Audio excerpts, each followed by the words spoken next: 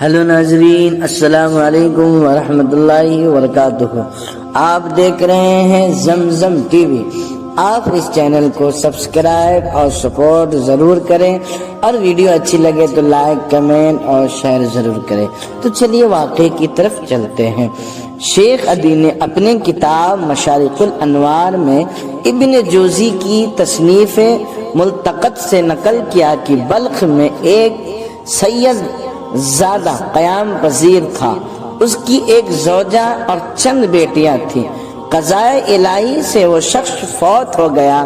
ان کی بیوی کہتی ہے کہ میں شماتت اعداء کے خوف سے سمرقند چلی گئی۔ میں وہاں سخت سردی میں پہنچی۔ میں نے اپنی بیٹیوں کو مسجد میں داخل کیا اور خود خوراک کی تلاش میں چل دی۔ میں نے دیکھا کہ لوگ ایک شخص کے گرد جمع ہے۔ میں نے اس شخص کے بارے میں دریافت کیا تو لوگوں نے کہا یہ رئیس شہر ہے۔ میں اس کے پاس پہنچی اور اپنا حال زار بیان کیا۔ اس نے کہا اپنی الوی ہونے پر گواہ پیش کرو۔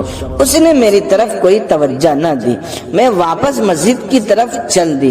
میں نے راستے میں ایک بوڑھے شخص کو دیکھا جو بلند جگہ پر بیٹھا ہوا تھا، جس کے ارد گرد کچھ لوگ جمع تھے۔ میں نے پوچھا یہ کون ہے؟ لوگوں نے کہا یہ محافظ شہر ہے اور مجوسی ہے۔ میں نے سوچا ممکن ہے اس سے کچھ فائدہ حاصل ہو، چنانچہ میں اس کے پاس پہنچی، اپنے سرگشت بیان کی اور ایسے شہر کے ساتھ جو واقعہ پیش آیا تھا بیان کیا، اور یہ بھی بتایا کہ میری بچیاں مسجد میں ہیں اور ان کے کھانے پینے کے لیے کوئی چیز نہیں ہے۔ اس شخص نے اپنے خادمہ کو بلایا اور کہا اپنے آقا یعنی میری بیوی کو کہا کہ وہ کپڑے پہن کر تیار ہو کر آئے۔ چنانچہ وہ آئی اور اس کے ساتھ چند کنیزیں بھی تھی۔ بوڑھے شخص نے اسے کہا اس عورت کے ساتھ فلاں مسجد میں جا اور اس کی بیٹیوں کو اپنے گھر لے کے آ۔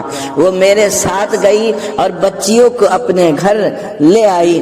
شیخ نے اپنے گھر میں ہمارے لیے الگ رہائش گاہ کا انتظام کیا، ہمیں بہترین کپڑے پہنائے، ہمارے غسل کا انتظام کیا اور ہمیں طرح طرح کے کھانے کھلائے۔ آدھی رات کے وقت رئیس شہر نے خواب میں دیکھا کہ قیامت قائم ہو گئی ہے اور لیاء الحمد نبی اکرم صلی اللہ علیہ وسلم کے سر انور پر لہرا رہا ہے۔ آپ صلی اللہ علیہ وسلم نے اس رئیس شہر سے اعراض فرمایا، یعنی اس کی طرف چہرہ مبارک پھیر لیا۔ اس نے یعنی رئیس شہر نے عرض کیا حضور صلی اللہ علیہ وسلم آپ مجھ سے اعراض فرما رہے ہیں حالانکہ میں مسلمان ہوں؟ نبی اکرم صلی اللہ علیہ وسلم نے فرمایا اپنے مسلمان ہونے پر گواہ پیش کرو۔ وہ شخص حیرت زدہ رہ گیا۔ رسول اللہ صلی اللہ علیہ وسلم نے فرمایا تو نے اس الوی عورت کو جو کچھ کہا تھا اسے بھول گیا؟ یہ محل اس شخص کا ہے جس کے گھر میں اس وقت وہ الوی سیدہ عورت ہے۔ رئیس بیدار ہوا تو رو رہا تھا اور اپنے منہ پر تماچے مار رہا تھا۔ اس نے اپنے غلاموں کو اس کی عورت کی تلاش میں بھیجا اور خود بھی تلاش میں نکلا۔ اسے بتایا گیا کہ وہ عورت مجوسی کے گھر میں قیام پذیر ہے۔ یہ رئیس اس مجوسی کے پاس گیا اور کہا وہ الوی عورت کہاں ہے؟ اس نے کہا میرے گھر میں ہے۔ رئیس نے کہا اسے میرے یہاں بھیج دو۔ شیخ نے کہا یہ نہیں ہو سکتا۔ رئیس نے کہا مجھ سے یہ 1000 درہم و دینار لے لو اور اسے میرے یہاں بھیج دو۔ شیخ نے کہا بخدا ایسا نہیں ہو سکتا، اگرچہ تم 1,00,000 دینار بھی دے دو۔